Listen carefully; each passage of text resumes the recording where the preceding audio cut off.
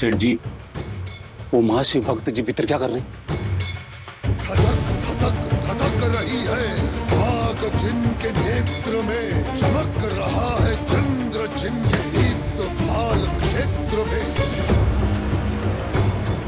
डमट डमट डमट डमट डमरू के निनाद से इसने मुझको मुक्त कर दिया है हर। अब चाहे वो चोर कोई देव हो या दानव, मेरी तंत्र विद्या के आगे नहीं टिक पाएगा।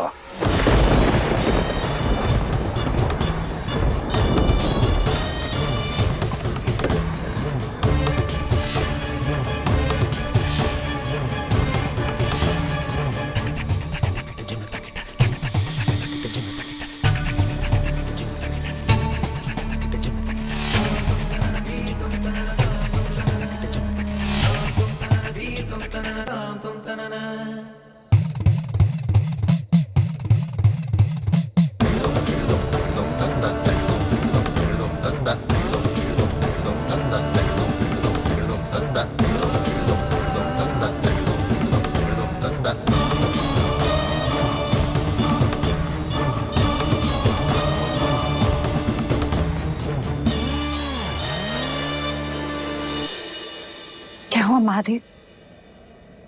रावण परीक्षा में विफल हो गया? स्वयं देख लीजिए। मैं? महादेव, आपको भय नहीं लग रहा कि कहीं मेरे भाव आपकी परीक्षा के मध्य बाधा न बने?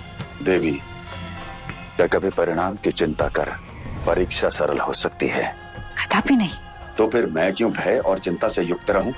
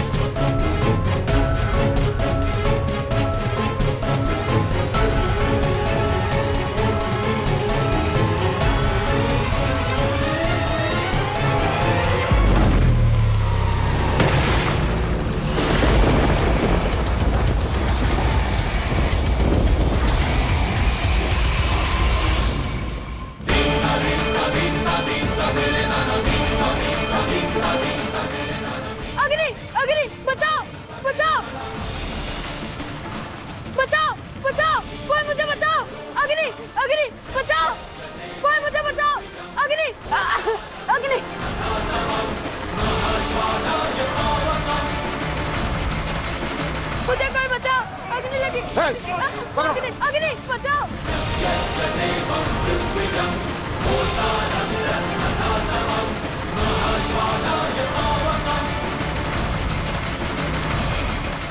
मुझे कोई बचाओ, अग्नि, अग्नि।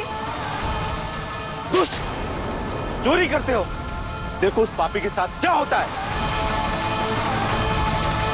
मेरी कोई रक्षा करो, बचाओ बचाओ।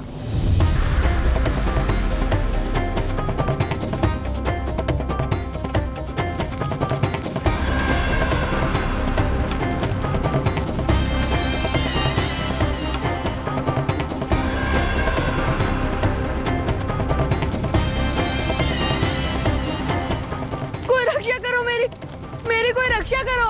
अग्नि अग्नि।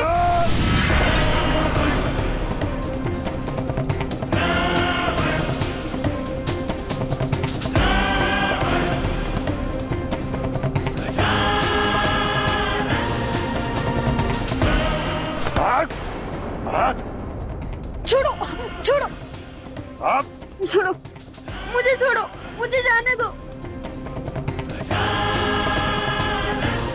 पाप तो कर लिया, अब दंड भोगने की बारी है। क्या दंड मिलेगा इसे? मृत्यु दंड।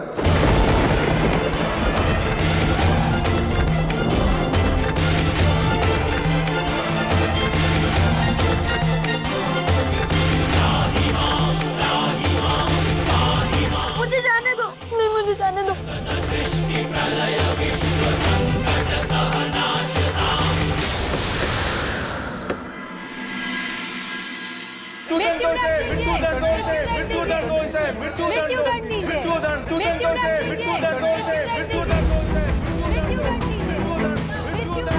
ये बालक नहीं, चोर है, इसे मृत्यु दंड मिलनी चाहिए। हाँ हाँ, मृत्यु दंड दीजिए। दूध चोरी करने के लिए मृत्यु दंड? ये कैसा न्याय हुआ? ये दंड केवल दूध चुराने के लिए नहीं, बल्कि महादेव का वरदान प्राप्त किया हुआ दूध चुराने के लिए है। ओ बालक, मृत्यु से पहले कोई स्पष्टीकरण देना है?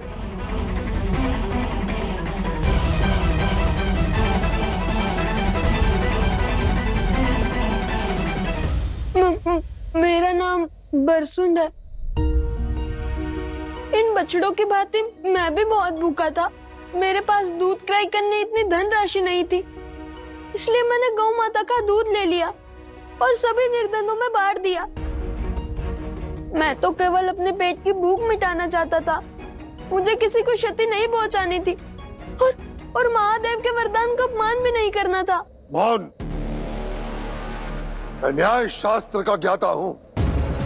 अपराध का भाव और उद्भव चाहे जो भी हो, किंतु होता वो अपराध ही है। पापी है ये बालक, किंतु इसका न्याय मैं नहीं, आप लोग करेंगे।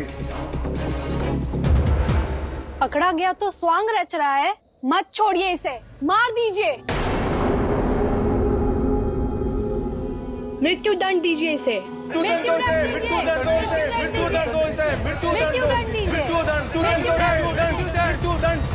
दंड दीजिए। परीक्षा की घड़ी आ चुकी है देवी। महादेव, अन्याय होने को है। आप किस बात की प्रतीक्षा कर रहे हैं? महादेव, आप एक अबोध के प्राण जाते हुए देखेंगे और कुछ नहीं करेंगे। परिणाम की चिंता नहीं, निर्णय की प्रतीक्षा कीजिए देवी। अर्थात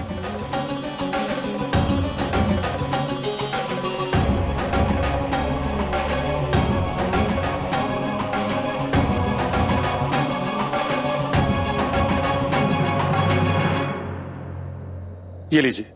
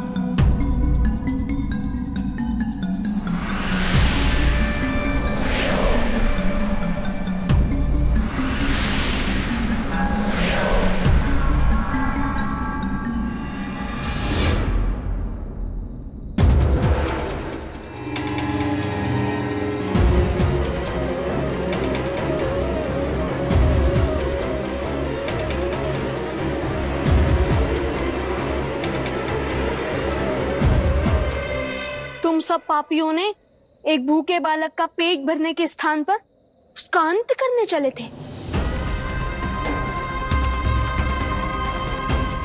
तुम सब ने क्या सोचा कि महादेव का ये वरदान केवल तुम्हारे लिए है? इस दूध पर अधिकार केवल तुम्हारा ही है। जिस दूध के लिए तुम सबने ये नीच कार्य किया है, उसी दूध को मैं श्राप देता हूं कि अब से इस गांव की कोई भी गाय दूध नहीं देगी, कोई भी गाय दूध नहीं देगी, कोई भी गाय दूध नहीं देगी।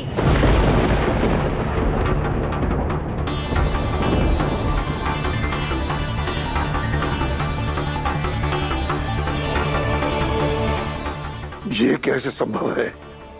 नहीं, एक सामान्य चोर का अभिशाप मेरे महादेव के वरदान को नहीं काट सकता। सेठ जी, तबेले में कोई भी गौ दूध नहीं दे रही है।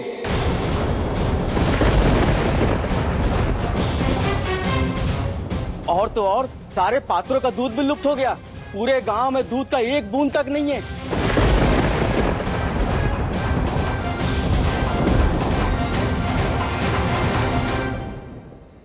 महादेव, ये कैसे संभव है? अपराधी होकर भी एक बालक का श्राप फलीभूत कैसे हो गया और मेरा न्याय बाधित?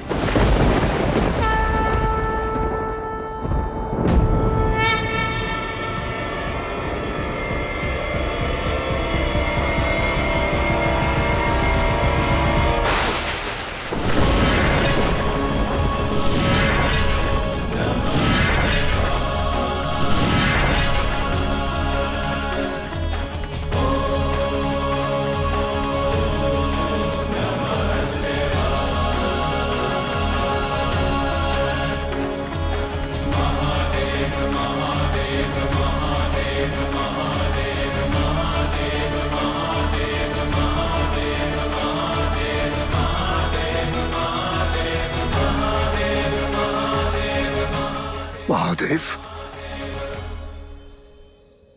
माता,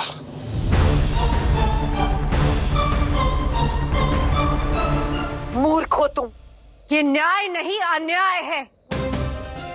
तुमने केवल इसका कर्म देखा, उसका कारण नहीं। इसकी चोरी देखी, इसका दुख नहीं।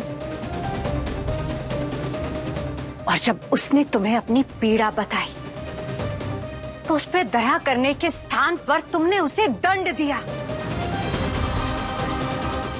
किंतु माता, न्याय शास्त्र के अनुसार अपराध को जड़ से समाप्त कर देना मेरा कर्तव्य है। मैंने वही किया जो न्याय संगत था। न्याय संसार की सहायता का स्तंभ है, उसकी यातना का नहीं।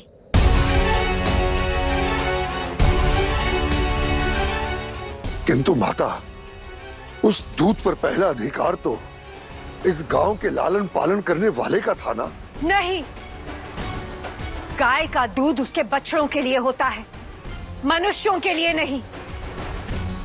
तुम्हारे कारण वो बछड़े भूखे हैं। और तुम्हारी दूसरी भूल, तुमने एक व्यक्ति के जीवन का निर्णय भीड़ के हाथों छोड़ दिया। भीड़ केवल भड़काती है, न्याय नहीं करती। माता, उस बालक को उसके किए का दंड मिलना चाहिए। महादेव, मैंने बल से नहीं, अपनी बुद्धि से समस्या का समाधान किया है। आप बताइए ना माता को कि मैंने जो कुछ भी किया उचित किया। देवगण, जब हमने देखा कि महादेव ने तुम्हारी परीक्षा लेने के लिए एक बालक का निर्माण किया है, तो हम भी पहुंच गए उनसे दूध रूपी प्रसाद पाने, महादेव का उद्देश्य पूर्ण करने। अर्थात वो सभी बालक आपके द्वारा निर्मित थे महादेव? वे सब मेरी परीक्षा के लिए बनाए गए थे? हाँ रावण,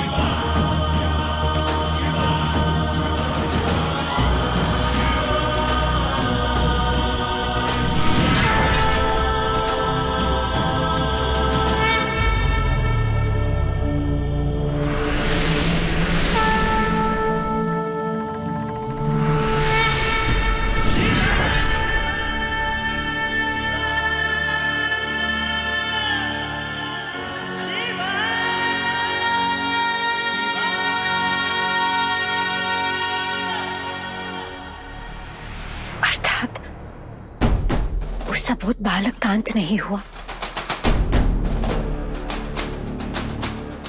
उसके साथ अन्याय नहीं हुआ, इसलिए आप मुझे हस्तक्षेप करने से रोक रहे थे।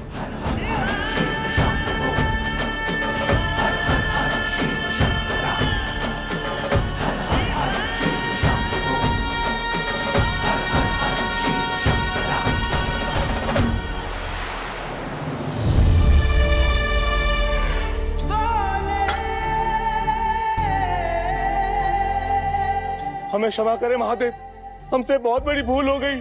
हाँ महादेव, हमें क्षमा करिए, हमसे बहुत बड़ी भूल हो गई। हम वचन देते हैं, आज जो यहाँ घटा वो पुनः फिर कभी नहीं होगा प्रभु। हमें इस अशुद्ध स्थान को शुद्ध करने का अवसर दीजिए और इस स्थान पर आपका मंदिर बनाने की आज्ञा दीजिए प्रभु।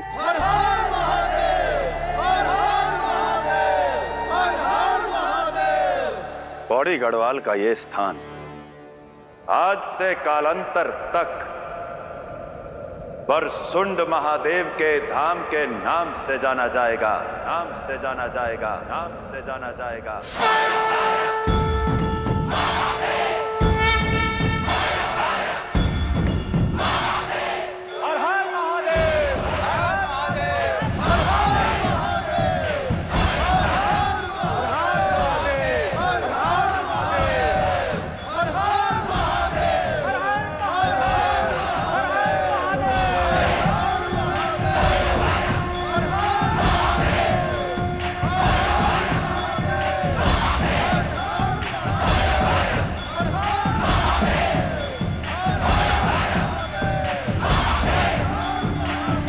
रावण, यह परीक्षा तुम्हारी बुद्धि, तुम्हारे विवेक की थी। तुम्हारे पास अवसर था उस भीड़ को रोकने का, परंतु तुम स्वयं उसी भीड़ के अंग बन गए। इसलिए तुम अपनी प्रथम परीक्षा में असफल रहे, असफल रहे, असफल रहे।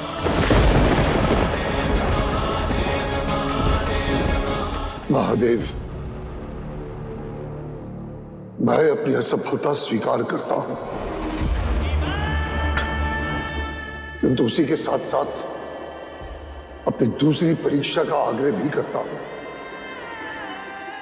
कृपया मेरी परीक्षा लीजिए, मेरे पास अभी 9 अवसर शेष हैं। तुम्हारी परीक्षा अवश्य होगी रावण, परंतु अभी नहीं। अभी एक भक्त मुझे पुकार रहा है, मुझे उसके यज्ञ में जाना होगा। एक साधारण से भक्त के लिए आप अपने इस परम भक्त को छोड़कर चले जाएंगे? भला कौन है वो भक्त? राजा मारुत मेरे परम भक्त हैं और उनका राज्य वो है जिसका नाम तुम जीवन भर सुनते रहोगे। रावण, किस स्थान की बात कर रहे हैं आप?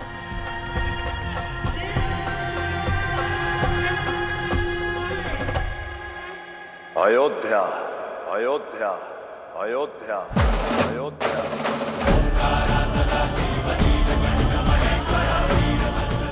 अयोध्या?